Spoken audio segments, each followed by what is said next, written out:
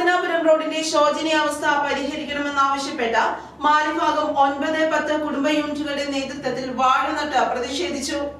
മലയാറ്റൂർ മംഗലിക്കവലിൽ നിന്നും കർത്തനാപുരം പാടശേഖരം വഴി Sebiyur, Malayattoor, Kurisumudi, east colony എന്നീ പ്രദേശങ്ങളിലേക്ക് വളരെ എളുപ്പത്തിൽ എത്തിച്ചേരാവുന്ന പ്രധാന റോഡാണ് പന്തക്കൽ കർത്തനാപുരം റോഡ്.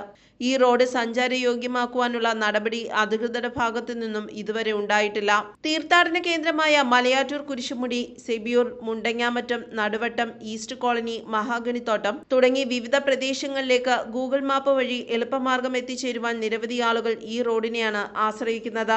കാൽനട യാത്രക്കാർക്ക് പോലും ഇരുവശങ്ങളിൽ നിന്നും വാഹനങ്ങൾ വന്നാൽ കടന്നു പോകുവാൻ പറ്റാത്ത അവസ്ഥയാണുള്ളത്.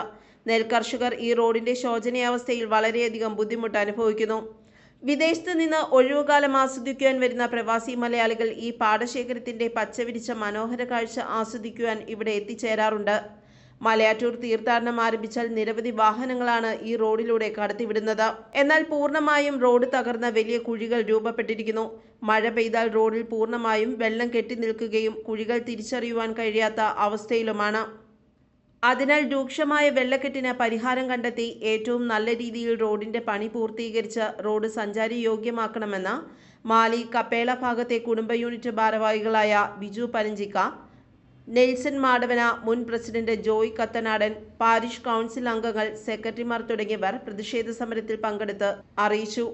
News bureau, Malayattoor.